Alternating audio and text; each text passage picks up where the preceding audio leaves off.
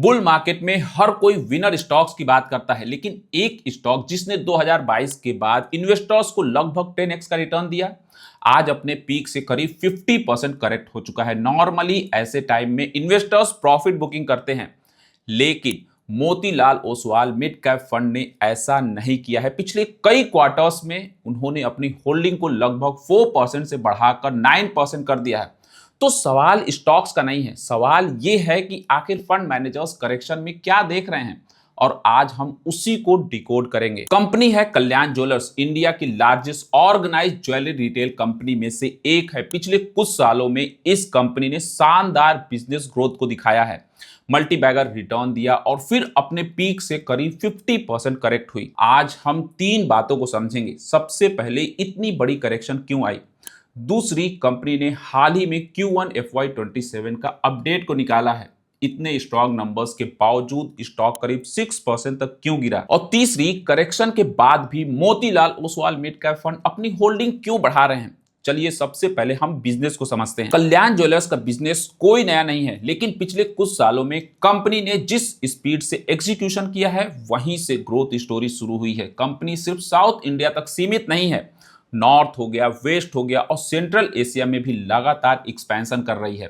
FY24 में company की sales थी 18,516 करोड़। सिर्फ 2 साल बाद FY26 में ये बढ़कर 35,000 करोड़ की हो गई, यानी करीब 93% तक ग्रोथ। वहीं नेट प्रॉफिट भी FY24 के 596 करोड़ से बढ़ के FY26 में 1350 करोड़ तक पहुंच गया, यानी लगभग 2.3 गुना ग्रोथ। और EPS जो FY24 में 5.8 था, FY26 में 13 पर पहुंच चुका है, यानी बिजनेस हर लेवल पर इंप्रूव हो रहा है। तो अगर बिजनेस इतना सॉलिड था, तो फिर स्टॉक्स अपने पीक से 50% क्यों गिरा। इसका जवाब मैं आपको थोड़ी देर में देता हूं। स्टॉक इतनी तेजी से सिर्फ रेवेन्यू या फिर प्रॉफिट ग्रोथ की वजह से नहीं गया, एक और फैक्टर था, वैल्यूएशंस की री रेटिंग। जब कोई भी कंपनी लगातार स्ट्रॉन्ग परफॉर्मेंस देती है, मार्केट उसके फ्यूचर ग्रोथ को भी प्राइस इन करना शुरू कर देता है। कल्याण ज्वेलर्स का बिजनेस इंप्रूव हो रहा था, फाइनेंशियल मजबूत हो रहे थे और मार्केट पहले से ही ज्यादा प्रीमियम वैल्यूएशंस देने लगा था। बिजनेस ग्रोथ और वैल्यूएशंस की री रेटिंग, इन दोनों ने मिलकर स्टॉक्स को आपको मल्टी बैगर बना दिया।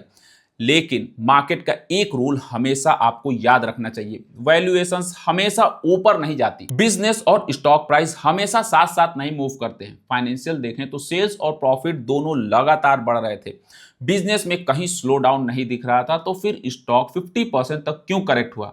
रीजन था वैल्यूएशंस। एक समय कंपनी लगभग 100 PE के ऊपर ट्रेड कर रही थी, मतलब इन्वेस्टर्स सिर्फ करंट अर्निंग के लिए नहीं, फ्यूचर ग्रोथ के लिए भी प्रीमियम पे करने के लिए रेडी थे। लेकिन मार्केट हमेशा एक्सपेक्टेशन पे चलता है, और जब एक्सपेक्टेशन बहुत ज्यादा बढ़ जाती है किसी भी कंपनी पे, तो अच्छे रिजल्ट्स भी कभी कभी काफी नहीं होता है। ग्रोथ की स्पीड थोड़ी नॉर्मल हो गई और मार्केट ने वैल्यूएशंस को रीसेट करना शुरू कर दिया, यानी करेक्शन बिजनेस की वजह से कम, वैल्यूएशंस की वजह से ज्यादा था। अब सबसे इंपॉर्टेंट सवाल, अगर स्टॉक इतना करेक्ट हो चुका है, तो मोतीलाल ओसवाल फंड अपनी होल्डिंग क्यों बढ़ा रहे हैं। मेरे हिसाब से इसके 3 बड़े रीजंस हैं। सबसे पहला रीजन है इंडस्ट्रियल अपॉर्चुनिटी। इंडिया दुनिया का दूसरा सबसे बड़ा गोल्ड मार्केट है, लेकिन ऑर्गेनाइज रिटेल में शेयर्स अभी भी सिर्फ 35 to 40% के आसपास है, मतलब ग्रोथ की अपॉर्चुनिटी अभी भी काफी बड़ा है।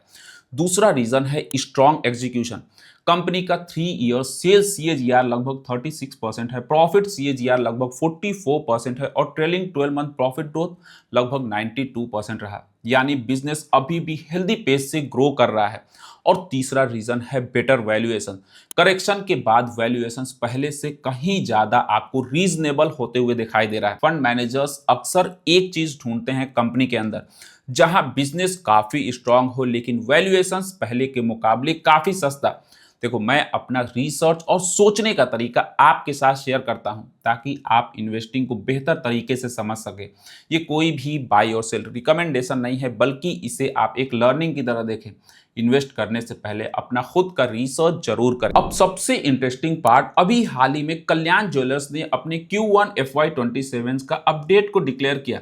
रेवेन्यू 38% से ईयर ऑन ईयर बढ़ा, इंटरनेशनल बिजनेस में भी 35% की ग्रोथ आई है और कैंडियर जो इनका डिजिटल फर्स्ट ब्रांड है उसमें 112% का ग्रोथ देखने को मिला। कंपनी ने इसी क्वार्टर में 17 नए स्टोर्स भी खोले हैं, यानी नंबर्स बिल्कुल शानदार थे। लेकिन अपडेट आने के बाद स्टॉक प्राइस करीब 6% तक गिर गया। यही वो चीज है जो कंफ्यूज करती है। ग्रोथ इतना अच्छा फिर भी मार्केट ने स्टॉक को पनिश क्यों किया? शायद मार्केट पहले से ही इतना ज्यादा ग्रोथ एक्सपेक्ट कर चुका था कि एक्चुअल नंबर भी इनफ नहीं लगा। और जब सेक्टर का सबसे बड़ा प्लेयर टाइटन इतना स्ट्रांग नंबर देता है तो मार्केट कल्याण को उसी बेंचमार्क पर कंपेयर करने लगता है। और यही रिलेटिव कंपैरिजन भी इस करेक्शन का सबसे बड़ा वजह बन सकता है। और ये चीज आपको ध्यान में रखना है, ये सब शॉर्ट टर्म रिएक्शन होते हैं। आपको लॉन्ग टर्म जो चीजें हैं वो आपको क्वार्टरली रिजल्ट से ज्यादा क्लैरिटी मिलती है। तो इस पूरे स्टोरी में सबसे बड़ी लर्निंग क्या निकलती है? जब भी किसी भी स्टॉक में बड़ा करेक्शन आए या रिजल्ट्स के बाद स्टॉक का प्राइस गिरे तो सिर्फ प्राइस को मत देखिए, ये समझने की कोशिश कीजिए कि गिरावट बिजनेस में आया है या फिर वैल्यूएशंस और एक्सपेक्टेशन में। क्योंकि अगर बिजनेस लगातार स्ट्रांग हो रहा है, फाइनेंशियल लगातार इंप्रूव हो रहा है और उसी समय स्मार्ट मनी अपनी होल्डिंग को बढ़ा रहा हो तो कम से कम उस कंपनी को डिटेल में स्टडी जरूर करना चाहिए। बाकी ये मेरा रिसर्च प्रोसेस है, ये कोई भी इन्वेस्टमेंट रिकमेंडेशन नहीं है। अपना रिसर्च जरूर करें इन्वेस्ट करने से पहले। और कमेंट करके बताइए, क्या आपको लगता है कि कल्याण ज्वेलर्स का ये हालिया 6% की गिरावट सिर्फ वैल्यूएशंस का रिएक्शन है या इस बार स्टोरी कुछ अलग है? और अगर आपको ऐसे ही रिसर्च बेस्ड स्टॉक एनालिसिस पसंद है तो वीडियो को जरूर लाइक करें और चैनल को सब्सक्राइब करना बिल्कुल मत भूलें। मिलते हैं नेक्स्ट वीडियो में। Till then take care.